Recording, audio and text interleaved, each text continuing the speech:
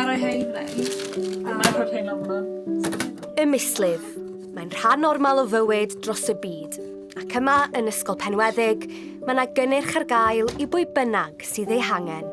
Felly, fan hyn, mae dan ni'r stand pick a mix. Felly, i gychwyn fan hyn, mae dan ni tampons. Mae dan ni hefyd fan hyn y padia.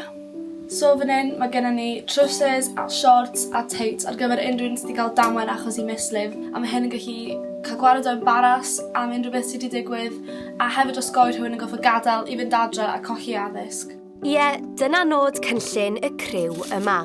Gwneud yn siŵr nad ydy unrhyw un o dan anfantais. Mae'r ffaith bod y nwyddau ar gael i ferched erbyn hyn yn rhan o gefnogaeth sydd gyda ni fel ysgol i ddisgyblion, falle sydd ddim yn dod i'r ysgol oherwydd yr heriau yn ystod y cyfnod y mislif.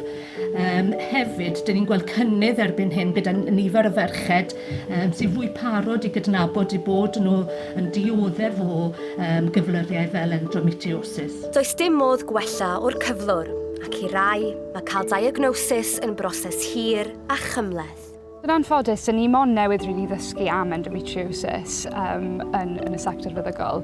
Ac yn anffodus achos blynyddoedd o ddiffyg ymchwil i mewn i iechyd menywod yn gyffredinol, dyn ni heb rili dall bod y symptomau eitha feig yma yn achosi endometriosis neu yn arwydd o endometriosis. Bellach mae meddygon teulu yng Nghymru yn cael eu hyfforddi i adnabod symptomau endometriosis yn gynt, a hynny fel rhan o ymdrechion Llywodraeth Cymru i wella gofal iechyd i fenywod. Mae wedi bod agwedd cymdeithasol bod y mislif yn boenus a bod menywod jyst yn gofod delio efo'r poen yma a bod menywod yn bod yn dramatig o amgylch amser y mislif. Ond actually, dyn ni'n gwybod bod mislif i'r eithaf o boen mae endometriosis yn achosi ddim yn normal. Nôl ym Mhenweddig a sicrhau fod pawb yn teimlo'n gyfforddus yw'r nod, wrth hefyd gefnogi'r rheini sy'n dioddef o endometriosis.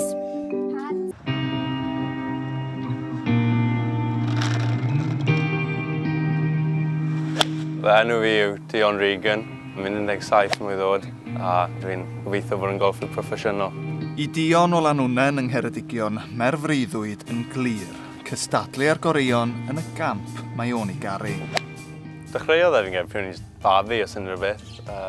Pryn oedd dad set o clwbiau bach plastig i fi. A ie, oedd e jyst yn mynd â fi lan i, wel, ymarfer gyda fi bach bob nos. A ie, ni moyn gwythio un yn fwy galed.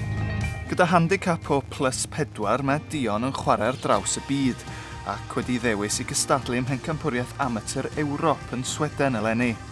Ond oherwydd diffyg cefnogaeth ariannol o fewn y gamp, mae fyny Dion a'i deulu ysgwyddo'r faich ariannol a phenderfynu yn ddiweddar i godi arian i gefnogi yrfa. Mae golff yn eitha expensive a mae teulu wedi bod yn helpu llawer. Mae helpu fel bod dad yn chwarae golff.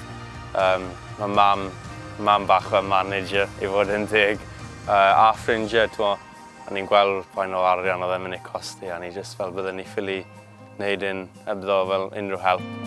Tra'n cydnabod fod adnoddau'n bryn o gymharu â gwledydd mwy, mae Golff Cymru yn deud bod nhw'n gweithio'n galed i ddatblygu chwaraewyr, a'n parhau i chwilio am gyfleoedd newydd i leihau rhwystrau ariannol sy'n wynebu chwaraewyr yng Nghymru.